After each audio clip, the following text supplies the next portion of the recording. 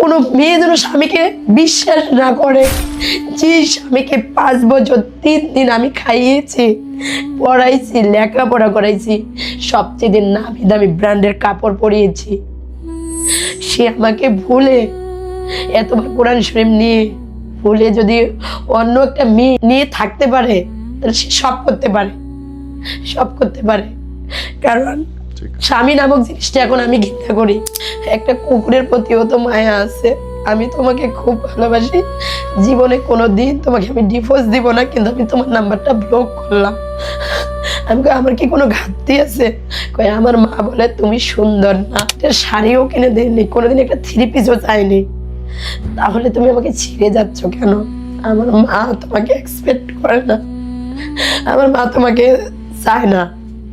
ও আপা, আপনার নাম কি? আমার নাম লাকি চৌধুরী। লাকি মানে তো সৌভাগ্য, কিন্তু আপনার চোখে জল বলে যে আপনি সৌভাগ্যবতী না। রিয়েলি আমি কোনো ভাগ্যবান মেয়ে না।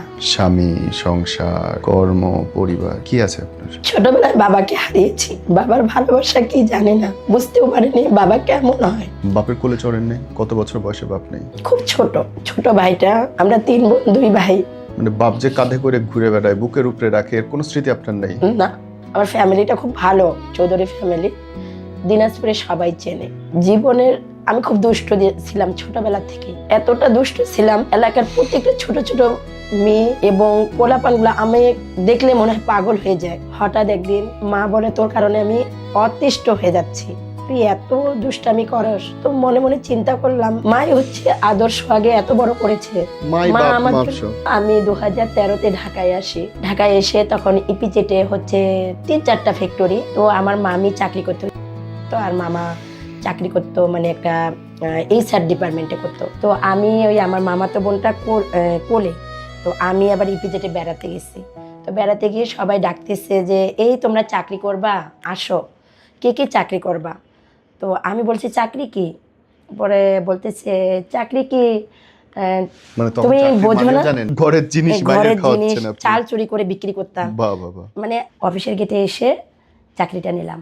তখন আমার স্যালারি হলো 5,500 টাকা। বাহ, 5,500 টাকা। তো সকাল 9টায় ঢুকবো আমরা তো ছোট, আর বের হব 11টার দিকে। রাত 11টায় না, সকাল 11টায়, 9টায় ঢুকবো।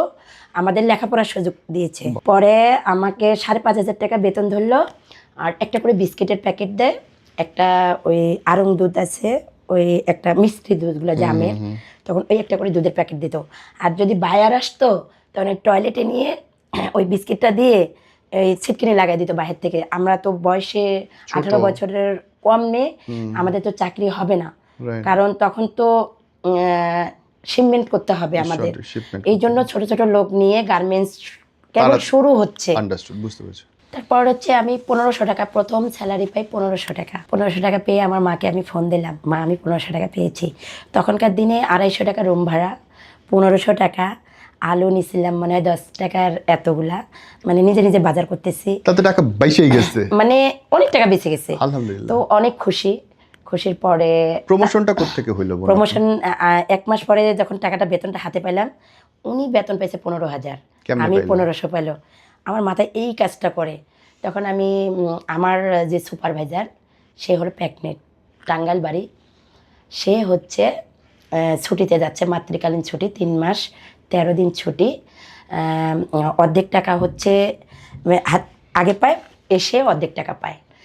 তখন আমি রাত্রে একদিন শুয়ে ভাবতেছি উনি 15,000 পায়, আমি পাবো 5,500, এটা কখনোই সম্ভব নয়, আমাকে এগোতে হবে। তখন আমি বললাম আমি তো ইনফরম্যানের চাকরি করি, এখন তো আমার সুপারভাইজার নাই, তাহলে আমি যেহেতু আমি শিক্ষিত আছি, তখন মেট্রিক পাসও করিনি, তাহলে তো আমি সুপারভাইজারের পদটা নিতেই পারি। মনে মনে এই চিন্তা করে বাসার থেকে আসলাম, 2টা ড্রেসও বানালাম।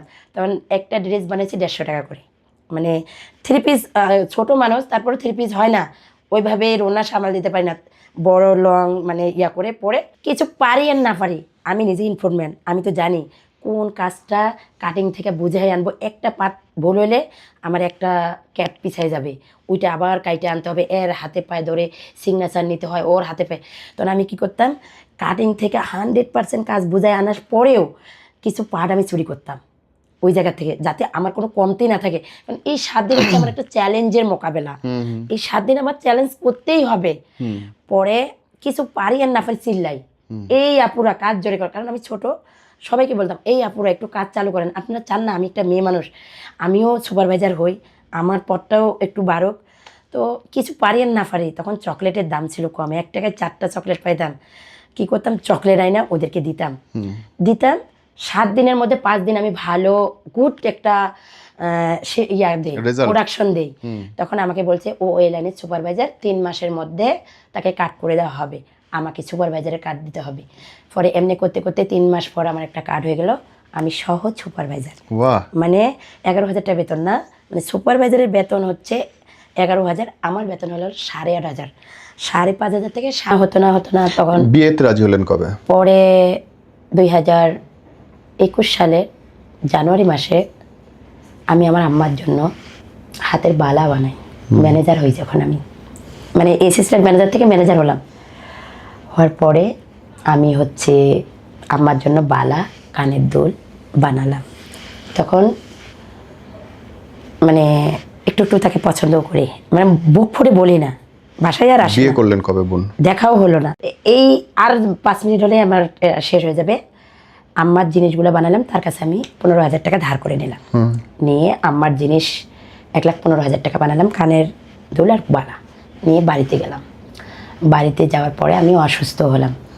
আমি নাইটের গাড়িতে গেছি, যাওয়ার পরে আম্মা নামাজ পড়তেছে, আমিও নামাজ পড়তেছি। তা ওইটাই হচ্ছে আমার মায়ের সাথে শেষ দেখা। আম্মা সালাম ফিরাইতেছে, আম্মা ইলিশ মাছ খেতে চাইছে। আমাদের দিনাজপুরে ইলিশ মাছ পাওয়া যায় না। আমি 5 কেজি ইলিশ মাছ নিছি, 3 কেজি হচ্ছে বড় চিংড়ি মাছ নিছি, বড় চিংড়ি মাছ পাওয়া যায় না। আমি যাই, ফজরের আজান দিল, বাড়িতে উঠছি। ওঠার পর আম্মা নামাজ পড়তেছে, আমিও আবার উজু করে যাই নামাজ পড়তেছি। আমি নামাজ পড়তেছি, পরে মোনাজাতে দাঁড়াবো, মা সালাম ফিরে তাকায় রয়েছে, কয়ে আমার মেয়ে নামাজ এখনো ছাড়েনি, মাশাআল্লাহ, আল্লাহ তুমি আমার মেয়েটাকে অনেক বড় করেও। আমি তাকায় রয়েছি, মা কাঁদতেছে। এটাই যে আমার মায়ের সাথে শেষ দেখা হবে আমি কখনোই বুঝতে পারিনি ভাইয়া।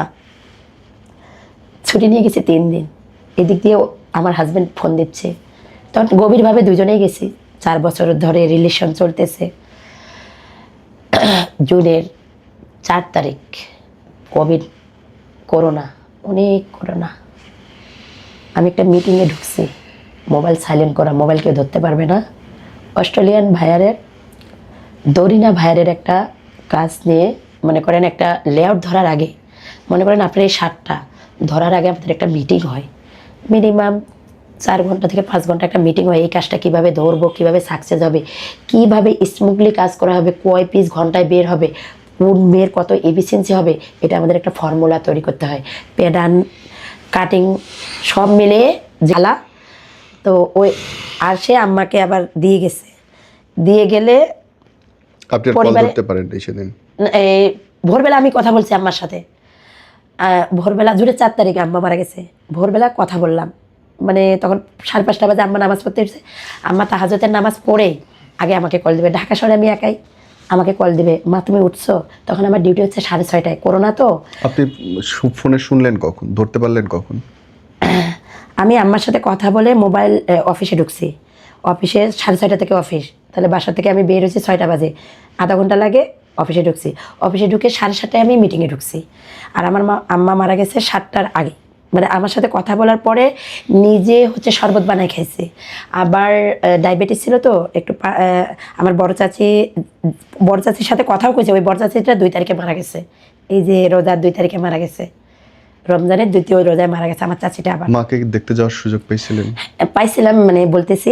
পরে অনেকবার কল আসছে, আমি তো টের পাইনি। পরে আমার এক ম্যানেজারকে ফোন দিছে আমার বড় ভাই, যে এমন আম্মা তো মারা গেছে, ওকে বলার দরকার নাই, ওকে খালি একটু দ্রুত গাড়িতে, ওদিন আমার বেতন হবে, মানে সিনিয়র ম্যানেজারের বেতনটা আমি পাবো। মানে প্রথম সিনিয়র ম্যানেজারের বেতন 63,000। আর ওই দিনই মা চলে গেল। ওই দিনই মা চলে গেছে, ওই দিন স্যালারিও ঢুকবে বিকেলবেলা।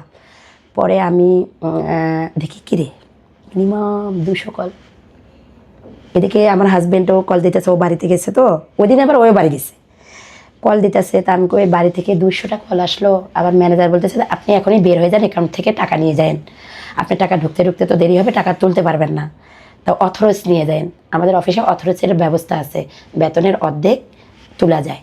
তো আমি আবার টাকা তুললাম, তুলে এয়ারপোর্টে গেলাম, এয়ারপোর্টে ঢুকতে দেয় না, যেহেতু বাড়ি থেকে সবাই হাসি খুশি, মানে আমার সাথে যতগুলো লোক কথা বলছে সবাই হাসি খুশি। যে পৌঁছালেন কয়টায় গ্রামে? আমি 12টা বাজে বাইপেলে আসি, যখন দেখলাম যে এয়ারপোর্টে ঢুকতে পারতেছি না তখন বাইপেলে আসলাম। বাইপেলে এসে একটা গাড়ি নিলাম 12,000 টাকা দিয়ে, মাইক্রোগুলা নেওয়ার পরে ওই ড্রাইভারকে আমার বড় ভাই কী জানি বলছে, চাচাতো ভাই কী জানি বলছে, কিন্তু শুনতে পেলাম মা, মানে বুঝতে পারিনি যে মা মারা গেছে, এইটা বুঝতে পারি, কিন্তু মা বলতেছে, ওই যতগুলো পুলিশ ধরতেছে রাস্তায় বলতেছে মেয়েটার মা মারা গেছে, মানে মা বলতেছে, আমি আর অতটা কানে দিতেছি না। এদিকে আমার হাজব্যান্ডের সাথে আমি কথা বলতেছি, তো জায়গায় জায়গায় গাড়ি দাঁড় করাইতেছে, টাঙ্গাইল, সিরাজগঞ্জ, বগুড়ায়। আমার মা আবার দই খেতে ভালোবাসে, মানে গাড়িটা যায় না, মানে এত জোরে গাড়ি যাইতেছে, পুরো রাস্তা ফাঁকা, করোনা, এত করোনা, মানে ওদের তখন তো 1 মাস লকডাউন, গাড়িটা যাচ্ছে না। আমি কি ভাই আপনি গাড়ি চালান না কেন, যাচ্ছে না কেন? সবাই হাসতেছে। তা আমি আবার আমার চাচাতো ভাইকে বললাম 10টায় রংপুরে, আমি 10টা বাজে বাড়িতে পৌঁছাতে পৌঁছাতে কয়টায়? 11টা বাজছে। রংপুর থেকে বেশি সময় লাগে না। আমার খবর হলো কয়টায়? আমি তারপরে।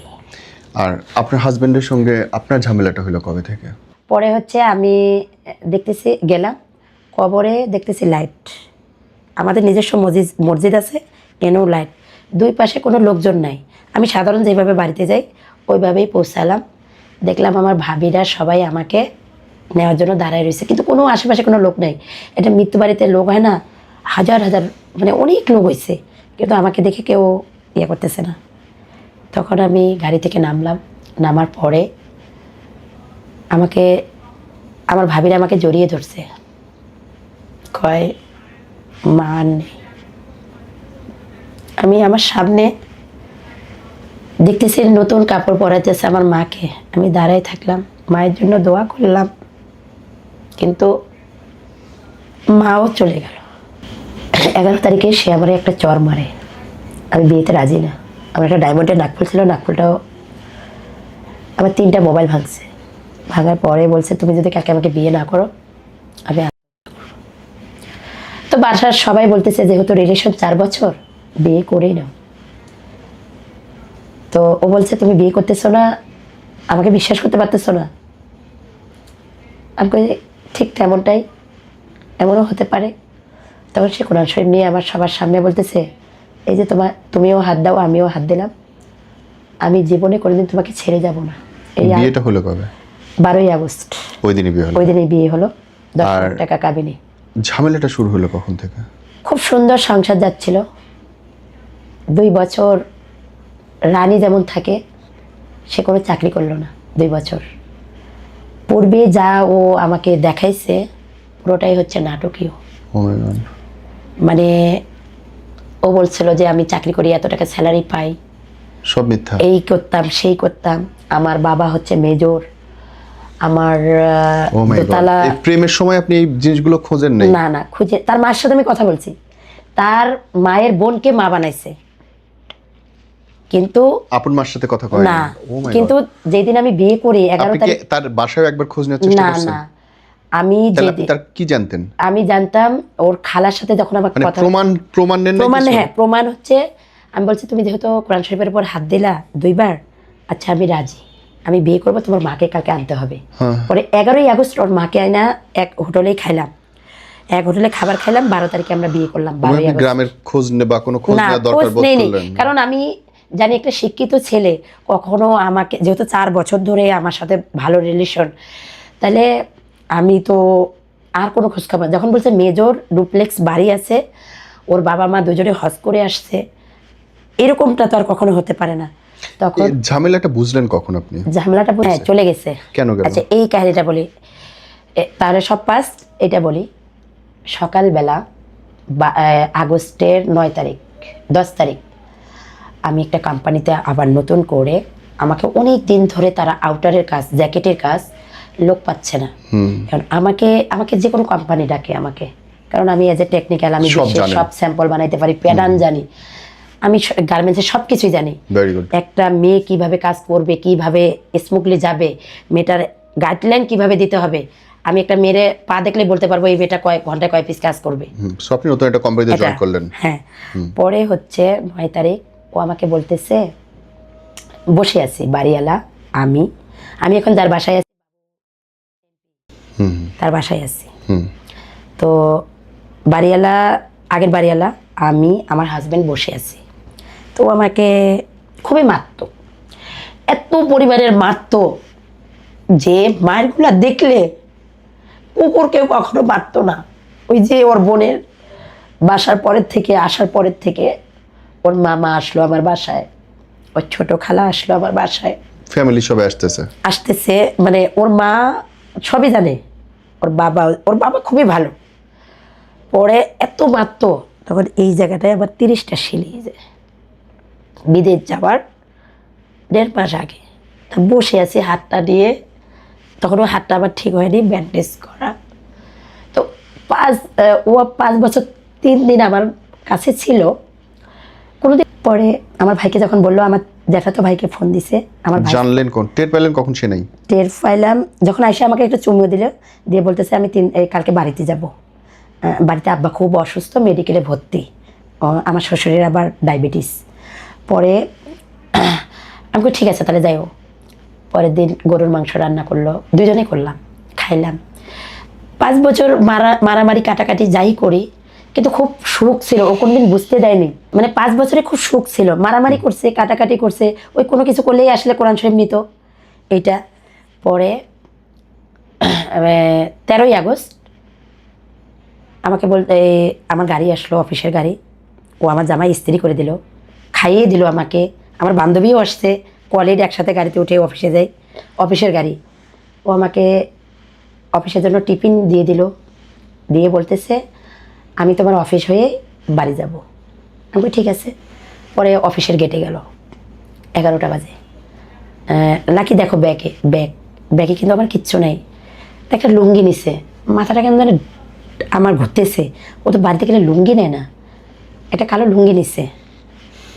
বেল, 2টা বেল ছিল দামি, 2টা বেলও নিছে, আগে তো কাপড় চোপড় সরাইছে। তা ওই কয় আসো হোটেলে খাবার খাই, খাবার খাইলাম, খেয়ে আমার হাতটা ধরে আছে, আমি যদি কোনো ভুল করে থাকি তুমি আমাকে ক্ষমা করে দিও বলতেছি, এইভাবে হাতটা ধরেই আছি। পরে কথা আমার সবার সামনে আমার কপালে একটা চুমু দিল, সবাই সিকিউরিটি করে সবাই আছে। আমার হাজব্যান্ড মনের দিক থেকে খুবই ভালো, কিন্তু শুধু বিচ্ছেদটা, আমার হাজব্যান্ড কখনো বিদেশ যেতে চায় নাই। ও যেদিন ফ্লাইট মিস হয় ওই দিনও আমাকে কোরআন শরীফ ধরে বলতেছে আমি কোনোদিন বিদেশ যাব না। কেন গেল?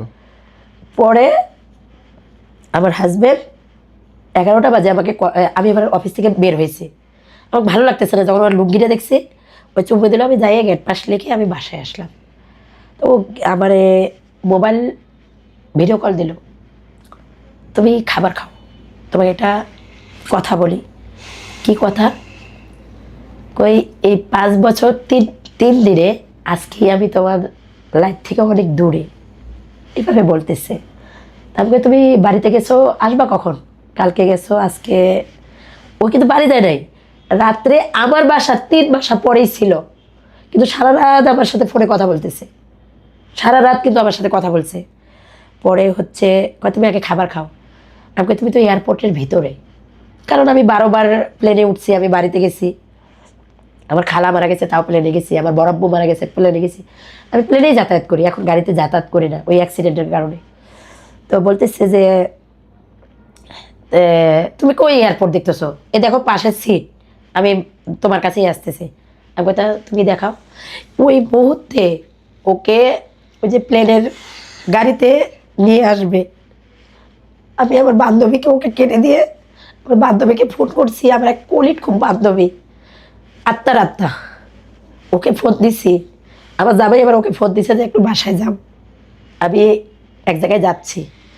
পরে যখন বিমানে উঠে আমাকে টিকিটটা দেখাচ্ছে, লাকি আমি তোমার কাছ থেকে চলে যাচ্ছি, এদিকে বাকেও বুঝাতে পারি না, তোমাকেও বুঝাইতে পারি না। পরে আমি বললাম কি হয়েছে? আপনি বিশ্বাস করবেন না, আমার গায়ে একটা গেঞ্জি গায়ে ছিল, একটা টাইট ছিল, মানে আমি যে রন্না নিব এটা কোনো না। আমি এয়ারপোর্ট চলে গেছি, মোবাইলটা রেখে গেছি ঘরের, ফ্ল্যাটের কোনো রকম দরজা খুলিনি। আমার বান্ধবীও চলে গেছে, মানে পরে ও বাড়ি এলো, বলছে আমি জার্মানি যাচ্ছি। জার্মানি যাচ্ছ? তাই 2টা পর্যন্ত পাগলের মতো এয়ারপোর্টে বসে আছি যে ও মনে হয় আসতেছে। বাসায় আসলাম, ও আমাকে একটা কথা বলে, আমি আমার মাকেও বুঝাইতে পারি না, তোমাকেও ছাড়তে পারি না। একটা কুকুরের প্রতিও তো মায়া আছে, আমি তোমাকে খুব ভালোবাসি, জীবনে কোনো দিন তোমাকে আমি ডিভোর্স দিব না, কিন্তু আমি তোমার নাম্বারটা ব্লক করলাম। এইভাবে বললো। আমি কই আমার কি কোনো ঘাটতি আছে? কই আমার মা বলে তুমি সুন্দর না, আর সুন্দর বউ দরকার। পরে আমি বললাম সবে বরাতে 2জনে যখন নামাজ পড়লাম, ওর বেবি কোনোদিন হবে না। পরে তুমি আমাকে কথা দিলা যে লাকি তুমি কোনোদিন ছেড়ে যেও না, আমিও কোনোদিন তোমাকে ছাড়বো না। হাজবেন্ডের বাচ্চাও হবে না কোনোদিন? কোনোদিন বাঞ্ঝা সে মানে ও এত কিছু জেনেই আপনি তারে ভালোবাসছেন? নেশা করতো, পৃথিবীর এমন কোনো নেশা নাই করতো না, এগুলো আমি পরে জানি। তারপরেও আমি সব কিছু মেনে নিছি, সব কিছু মেনে নিছি। এমন কিছু তথ্য একটা আছে ভাইয়া, যেটা শুনলে আপনি অবাক হবেন। বলেন। ডাক্তারির রিপোর্টে ওর একটা রিপোর্ট আমি নিয়ে গেছি। ও দিনের পর দিন একটা ইনজেকশন করতো, যেটার কারণে সে কোনো দিন আর বাবা হবে না। তারপর সবে বরাতে আমি কান্না করতেছি আমি আমার বাবা মার জন্য। ও এসে আমাকে বলতেছে, সেটা হচ্ছে 2 বছর আগে, লাকি তুমি আমাকে কোনোদিন ছেড়ে তো যাবা না, এই কোরআনটার উপরে হাত দিয়ে বলো। ডাক্তারও বলে ওর কোনোদিন বেবি হবে না। যখন আমি জানতে পারলাম, বোন নিশ্চয়ই সে দেখবে আপনার নম্বর ব্লক করা থাকলেও কিছু বলার থাকলে বলেন এই ক্যামেরায়, তার জন্য। আমি তার জন্য একটা কথাই বলতে চাই যে 5 বছর 3 দিন একটা রাইতো তো বাইরে ছিল না। আমি একজন ইতিম, আমার দরজা তোমার জন্য সব সময় খোলা থাকবে। স্বামী স্ত্রীর বন্ধনটা হচ্ছে পূর্বপুরুষ থেকে এ হয়ে আসতেছে। আমি জানি না আমি আগে মরবো না তুমি মরবে, তবে আমি কোনোদিন ডিভোর্স দিব না। আমি আল্লাহর কোরআন নিয়ে যেহেতু আমিও শপথ করেছি। আর তুমি চাচ্ছ এখন যে আমি তোমার লাইফে থাকলে তুমি বিয়ে করতে পারবা না, তুমি বিয়ে করতে পারো। আর নারী নির্যাতনের মামলা যেটা আছে আমি ওটা উঠিয়ে নিব। আর তোমার মাকে সুন্দর বউ এনে দিও, আমার আর কোনো ইয়ে থাকবে না। আমার লাইফটা আমি আমার মতো করে গুছাই নেব। আমি এখন বিজনেসে ঢুকে গেছি, বিজনেসটা রানিং করতেছি ইনশাল্লাহ। তুমি আমার একটা হেল্পিং হ্যান্ড ছিলা, হাজবেন্ড, আজীবনই থাকবা। 4 দিন হয় তুমি আমাকে ব্লক করেছো, আমি কোনোদিন ব্লক ছুটাইতেও যাবো না, কারো মোবাইল থেকে কখনো ফোন দিব না, পাস করে রাখবো তোমাকে। আর তুমি বলতে না আমার 2টা স্বপ্ন, এই স্বপ্ন 2টা আমি পূরণ করব।